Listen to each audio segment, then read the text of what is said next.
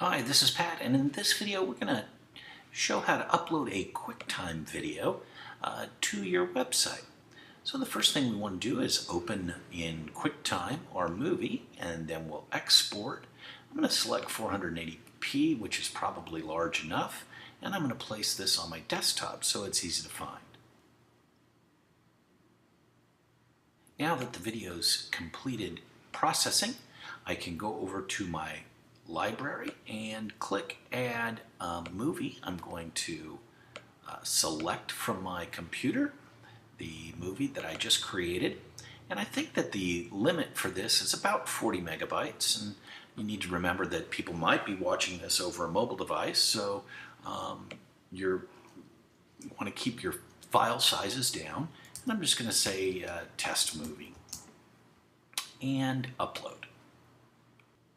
Once the upload completes, I'll be presented with a URL. And you can see this is a .mov. I can now go back to my organizational hub and go to the page that I want to include the movie on and select the tool, pasting in source and dimensions 100% by, well, let's say 400 pixels. And I'm going to click OK. Then I'm just going to update that page, and I'm going to open the page in a new window. We'll see that we're getting a warning from Firefox, and that's because it does not support that .mov extension very well. We can take a look at another browser. Here we'll see Internet Explorer. Again, we're having a little bit of an issue there, or Internet Explorer is rather. This is a Chrome browser, and it supports the video format just fine. And as you might expect, the Safari browser also supports the .mov extension just fine. So .mov may or may not be supported by the browsers that your audience is taking a look at. So what other alternatives do we have? Well, let's go back to our QuickTime player and let us export to a different device format. So here you can see I'm selecting iPhone, Apple TV, and the like. Look at these file sizes, and you'll see that these file sizes are pretty large and exceed the size available for the image upload.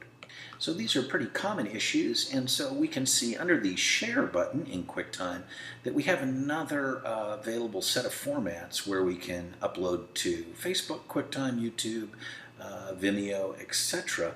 So I'm going to go ahead and select YouTube. That's going to ask me to log into my account, and please just hold on while I do that. I have a few YouTube accounts, so I'm going to select my account, and I'm going to allow QuickTime to have access to the account.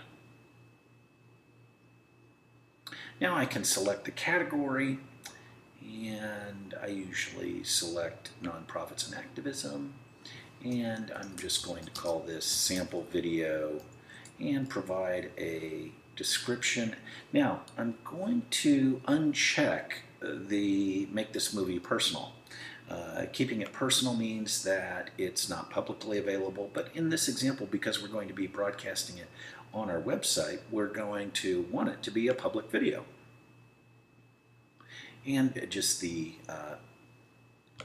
information about making sure that you don't include any copyrighted music or other copyrighted materials. Now the QuickTime is completing the upload process, and when that completes, we'll be presented with the YouTube link. Now that that video has completed uploading, I can go to my YouTube account and I will see, just select this video. You can do these same steps using any of the videos that you've uploaded. Now we'll take a look for the Share button here and the Embed area. I'm also going to click Show More, and I'm going to make sure that Show Suggested Videos at the end is done, and I am going to leave player controls there. Now I'm going to highlight all of that iframe code and copy it, and now I'm going to go over to the QuickTime, to the YouTube page that I've created, And I'm going to click on the source code tool and paste in the iframe code.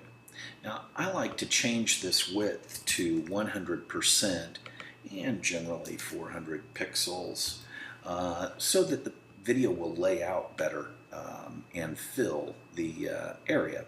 Now I'm going to click Update Page, and I'm going to open this in the new viewer.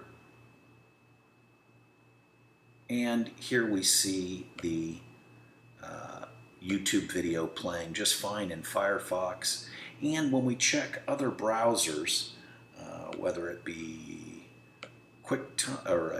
Chrome or Safari